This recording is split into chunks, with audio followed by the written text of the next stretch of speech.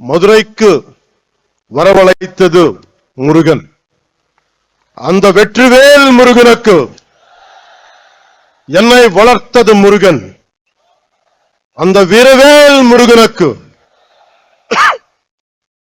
எனக்கு துணிச்சல் தந்தது முருகன். அந்த சுரவேல் முருகனுக்கு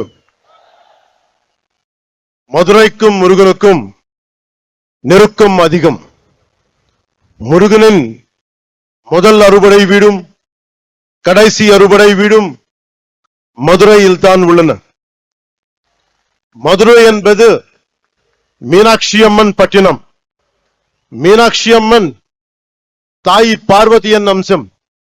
எனவே முருகனின் தாயாரும் மதுரையில் தான் உள்ளார். முருகனின் தந்தை சிவபெருமான் முதல் சங்கத்துக்கு தலைமை ஏற்று மதுரையில் தான் இருந்தார். எனவே இந்த மதுரையில் தாயமே இருக்கிறார், தந்தியும் இருக்கிறார், மகனும் இருக்கிறார். அப்படின்னா மதுரை மக்கள் எத்தனை புண்ணியம் பண்ணி இருக்க வேண்டும். அந்த புண்ணியத்தின் விளைவாக பசும்பொன் முத்துராமலிங்க தேவர் அவதரித்தார். தென் தமிழ்நாட்டின் மாபெரும் தலைவர் பசும்பொன் முத்துராமலிங்க தேவர் முருகனின் அவதாரமாக கருதப்படுகிறார். அவர் சிலைக்கு அருகே மயிலும் வைக்கப்பட்ட உள்ளது. தேவர் மூலம் மனித உறவில் முருகன் வாழ்ந்தார். அந்த பசும்பொன் முத்துராமலிங்க தேவரை தாழ் பணிந்து வணங்குகிறேன்.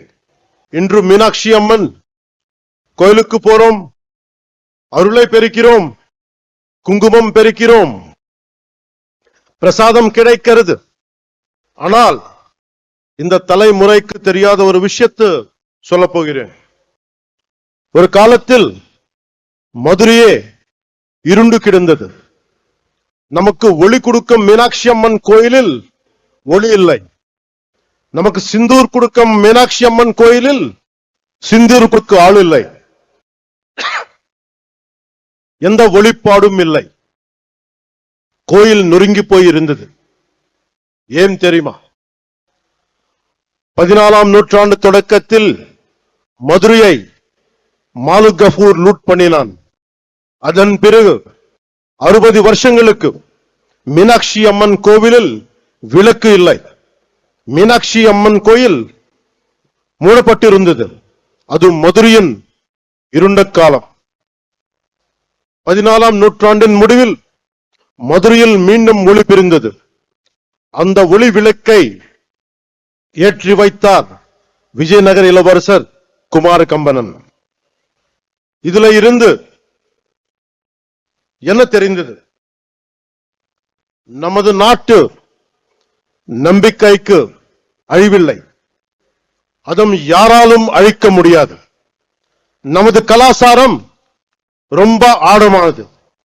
நம்மை அசைக்க யாராலும் முடியாது. கன்னியாகுமரியிலிருந்து காஷ்மீர் வரை நமது அறம் ஆழமாக இருந்தது.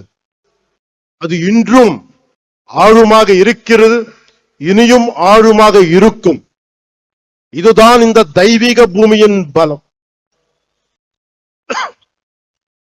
முருகனின் வடிவத்தில் நமது அறம் தொடர்ந்து தலைக்கிறது.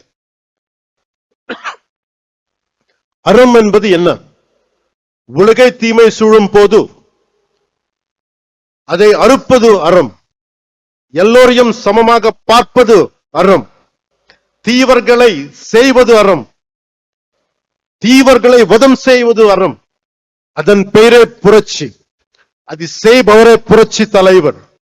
எனவே உலகின் முதல் புரட்சி தலைவர் முருகன் பெருமாள். நம்ம எல்லோரும் இங்க வந்தது ஒரே ஒரு கடவுளுக்காக, புரட்சி தலைவர் முருக பெருமானுக்காக, உலகின் முதல் புரட்சி தலைவருக்காக. அநீதியை அழித்ததால் அவர் புரட்சி தலைவர். சமமாக நடத்தியதால் அவர் புரட்சி தலைவர். அந்த வெற்றிவேல் முருகனுக்கு அந்த வீரவேல் முருகனுக்கு, அந்த சுரவேல் முருகனுக்கு. முருகன் மாநாட்டும் ஏன் தமிழ்நாட்டில் நடத்துகிறீர்கள்? யூபிஎல் குஜராத்தில் நடத்த வேண்டியது தானே என்று கேட்கிறார். இதன் மூலம் பிரிவினை செய்ய பார்க்கிறார். இது போல் சில கேட்கிறார்கள். இன்று முருகை நோக்கி கேட்கிறார்கள், நாளை சிவபெருமானை பார்த்து கேட்கலாம், அம்மனை பார்த்து கேட்கலாம். இந்த சிந்தனை மிக மிக ஆபத்தானது. அதை பற்றி சொல்கிறேன். இந்த சிந்தனை ரொம்ப காலமா இருந்தது. அதை பற்றி சொல்கிறேன். நான் 14வது வயதில் சபரிமலைக்கு போனவன். தைப்பூசத்துக்கு திருத்தணிக்கு போவதை பார்த்தவன். நான் சென்னை மயிலாப்பூர் படித்த போது நெற்றியல் பட்டையுடன் ஸ்கூலுக்கு போனவன். சிறிது காலத்திலே மாற்றம் தெரிந்தது. அடுத்த 10 ஆண்டுகளில் நெற்றியல் விபூதி பூசுவதை கேள்வி கேட்டார்கள். எனவே என் 14வது வயதிலேயே இந்த விதமான கேள்விகளை எதிர்கொண்டவன். எல்லோருக்கும் இந்த எக்ஸ்பீரியன்ஸ் இருக்கும். அதை நாம் பெருத்துப்படுத்தவில்லை. காரணம், நம் இந்துக்கள் செக்குலரிஸ்ட். கிறிஸ்தவராக இருக்கலாம், ஒரு முஸ்லிமாக இருக்கலாம். ஆனால் ஒரு ஹிந்துவாக இருந்தாலே இவர்களுக்கு பிரச்சனை. ஒருவன் ஹிந்துவாக இருந்துவிட்டால் அவன் மதவாதி. இதுதான் இவர்களது போலி செக்குலரிசம். நம்பிக்கையை கொண்டாட எனக்கு உரிமை உள்ளது. அதை கேட்க நீங்கள் யார்? உங்கள் நம்பிக்கையை நாங்கள் கேள்வி கேட்கவில்லை.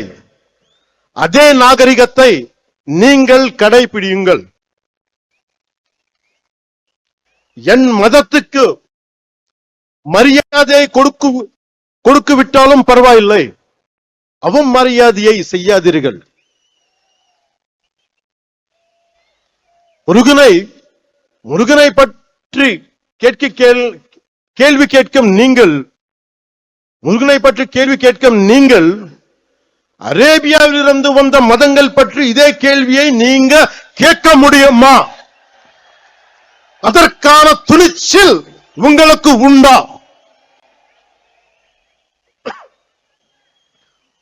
அதனால சொல்ற, சீண்டி பார்க்காதீர்கள்.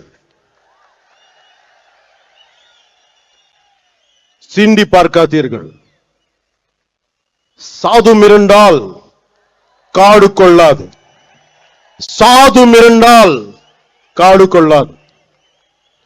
సజ్జనుడికి కోపం వస్తే, సహనంతో ఉన్నవాడి కోపం వస్తే వాడిని ఆపడం ఎవరి తరం కాదు.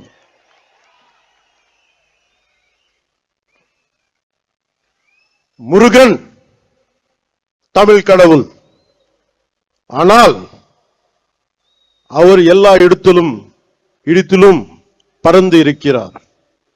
வட இந்தியாவில் கார்த்திகேயராக, ஆந்திராவிலும் கர்நாடகத்திலும் சுப்பிரமணியராக, தமிழ்நாட்டில் முருகராக இருக்கிறார். முருகப்பெருமான் உலகம் முழுதும் பறந்து இருந்தாலும் அவரது பாதம் தமிழ்நாட்டில் ஊன்றி இருக்கிறது. எனவே அவரது மண்ணை வணங்குகிறேன். அதனால்தான் முருகப்பெருமானுக்கு மதுரையில் மாநாடு நடக்கிறது.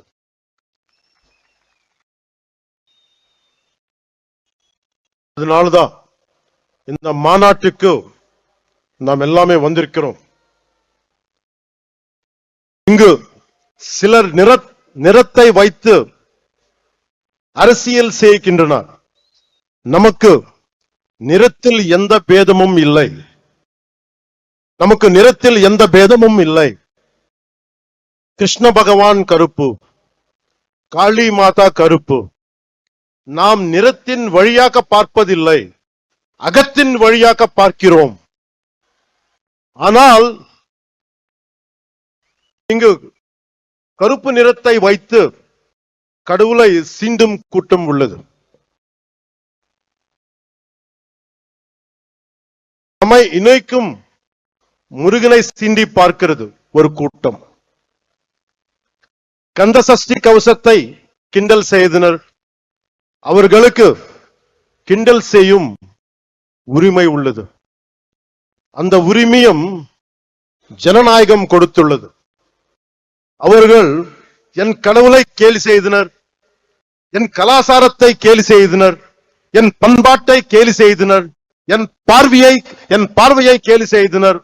கேட்டால் இதுதான் செக்குலரிசம் என்பார்கள். மற்றவர்கள் நம்பிக்கையை கொச்சைப்படுத்த அவர்கள் யார்? முருகனை கேள்வி கேட்க அவர்கள் யார்? அறத்தை அசைத்த பார்க்க அவர்கள் யார்? அவர்களால் மற்ற மதங்கள் பற்றி இது போல பேச முடியுமா? அரேபியாவிலிருந்து வந்த மதங்கள் பற்றி அவர்களால் இப்படி பேச முடியுமா? நம் மதத்தை பற்றி மட்டும் ஏன் இப்படி பேசுகிறார்கள்? நாம் அமைதியானவர்கள், எல்லாவற்றையும் சகித்துக் கொள்ள கூடியவர்கள். மீனாட்சி அம்மன் கோவில் 60 ஆண்டுகள் மூடி கிடந்தும் பார்த்து கொண்டுதானே இருந்தோம். அந்த துணிச்சலால் பேசுகிறார்கள். பொறுமை என்பது கோழைத்தனம் அல்ல. இங்கு உள்ள முருக பக்தர்கள் அனைவரும் ஒரு பார்வை பார்த்தாலே போதும். ஒரு பார்வை. நம்ம கடவுள்னு திட்டுறது கூட்டம் காணாத கூட்டம் ஆகிவிடும். சிவபெருமானை நெற்றிக் கண்ணை திறந்த பூமி இது. இன்று இந்த கூட்டம் வரும், நாளை இன்னொரு கூட்டம் வரும். எத்தனை நாள் பொறுப்பது? முருகனை பற்றி இழிவாக சொன்னால் உங்கள் இதயம் நொறுங்க வேண்டாமா? நீங்கள் துடிக்க வேண்டாமா? பதற வேண்டாமா? நம்மை காப்பாற்றும் முருகனை நாம் காப்பாற்ற தேவையில்லை. ஆனால் நம்மை காப்பாற்றுவதற்கு கைமாறு செய்ய வேண்டாமா? நன்றியை காட்ட வேண்டாமா? நம்பிக்கையை சொல்ல வேண்டாமா? இந்த மாநாட்டிலேயே இப்போது ஒரு முடிவுக்கு வருவோம். எப்படி மின்னல் கண்களை குருடாக்கமோ, எப்படி காற்றாற்று வெள்ளம் கரைகளை உடைக்கமோ, அது போல பொங்குவோம். நான் உங்களுக்கு அறைகூவல் விடுக்கிறேன். அநீதியை தட்டி கேட்க திருளுவோம். அறத்தை காக்க அனைவரும் எழுவோம். முருகன் நீதியை காப்பாற்ற புறப்படுவோம். இந்த முருகுப்படை திற்றது கூட்டத்தை தவிர்க்கும். இப்படை தோற்கின் எப்படை வெல்லும். இப்படை தோற்கின் எப்படை வெல்லும். அன்பு என்பது பலவீனம் அல்ல, அது துணிவின் அடையாளம், வீரத்தின் ஆன்மா, வெற்றியின் படிக்கட்டு. அன்பால் இணைவோம், ஆவேசத்தால் வெல்வோம். சூரபத்மனை வதம் செய்த புரட்சி தலைவர் பாருங்கள். இது கலியுகம். முருகன் நேரில் வரமாட்டார். நாமே முருகனின் உணர்வாக மாறுவோம். நாச சக்திகளை நிர்மூலம் செய்வோம். இந்தியா அரசமைப்பு சட்டம் நமது அறத்தை காக்கிறது. அரசமைப்பு சட்டம் இல்லாத காலத்தில் மாலிக் கஃபூர் வெறியாட்டம் போட்டான். ஆனால் கடந்த 75 ஆண்டுகளாக அரசமைப்பு சட்டம் இருக்கும் போதே ஒரு கூட்டம் ஆடுகிறது. காரணம், நாசசக்திகளை ஆரம்பத்திலேயே கிள்ளி எறியாமல் விட்டுதான். மகாகவி பாரதி சுந்தர தெலுங்குன்னு சொல்லியிருக்கார். அந்த தெலுங்குல ஒரு 2 நிமிடம் பேச என்னை அனுமதிக்குமாறு கேட்டுக்கொள்கிறேன். நம்ம நாட்டில் Secularism is a convenient word for a lot of people in our country. Specifically, atheists who doesn't believe in God. மத்த மதங்கள், what these atheists say, they don't believe in God. நம்ம கடவுள் நம்ப மாட்டாங்க. கடவுள் நம்ப மாற்றது இல்லைன்னா எல்லா கடவுள் நம்ப கூடாது. பட் இந்த நம்ம நாட்டு atheists எப்படின்னா only Hindu கடவுள் நம்ப மாட்டாங்க. That is the definition of secularists of our country, atheists of our country. It is the issue of our country.